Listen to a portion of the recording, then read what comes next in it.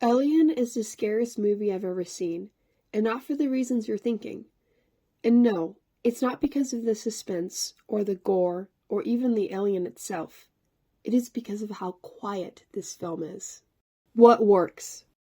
When I first sat down to watch this movie, I knew that it would be scary, and when I watched it, I wasn't that scared.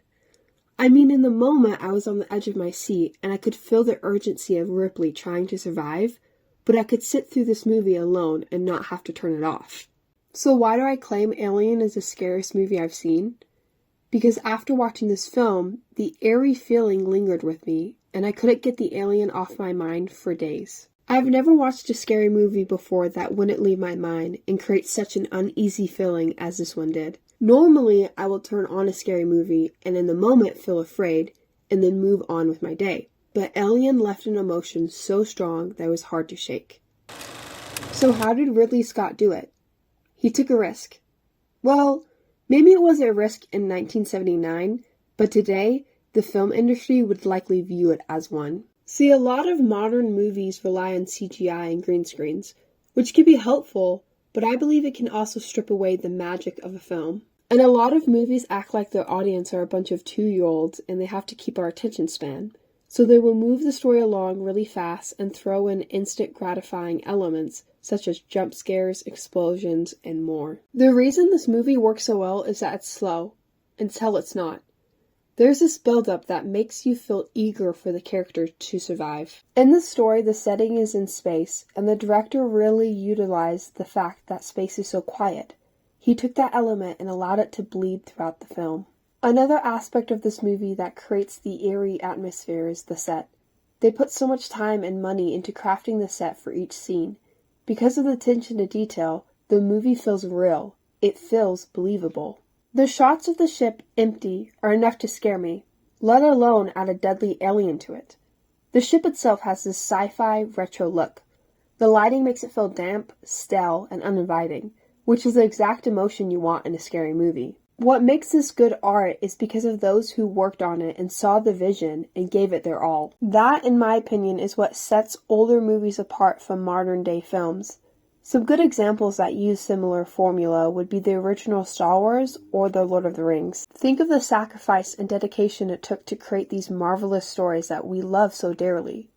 They're good because the time was spent creating a believable world, to make these fictional stories a reality. Alien does just that.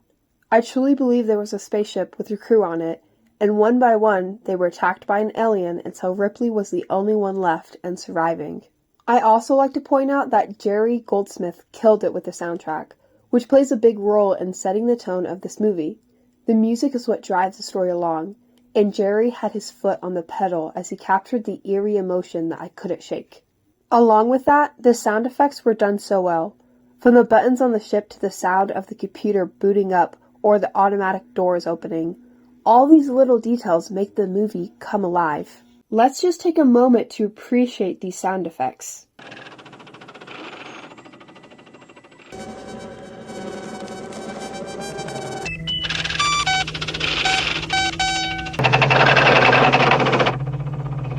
Now that we have established what sets the movie apart from others, we can dive into the concepts of the story that made my skin crawl.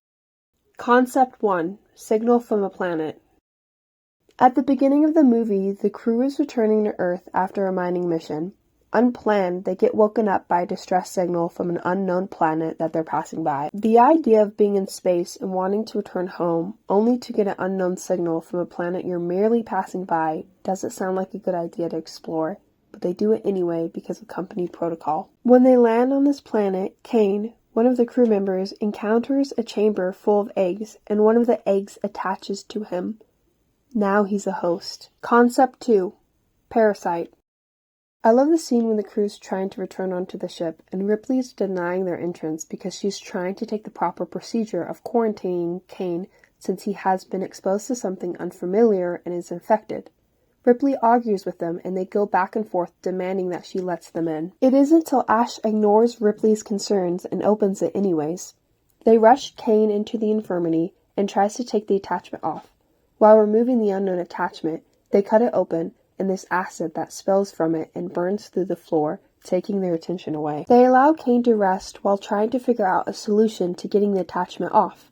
It isn't until they return to check on him that the attachment is completely off of Kane and they find it on the floor. Relieved, they take the unknown organism to study it. After a little bit, Kane wakes up and he says he's feeling a bit off, but overall fine. They ask him a few questions, but he assures them he's okay. The tension in this scene is brilliant. The crew is relieved that he's awake and talking, but there's still something not quite right. The thought that something was feeding off of Kane and is now detached from him leaves you with unanswered questions and a sense of dread. To break this tension, they all go have a meal together. They're all sitting around the table laughing and having a good time. It isn't until Kane starts to choke and falls onto the table where everyone panics as he thrusts back and forth. That's when his chest bursts open and a baby alien emerges. This entire time, the alien was using Kane as a host and was incubating and growing. This scene is so disturbing to me and gives me goosebumps every time.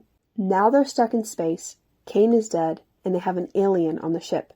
That alone is a nightmare fuel concept. Concept 3, isolation. Naturally, the crew try and find where the alien ran off to. They create a tracking device and they set off to search for the creature.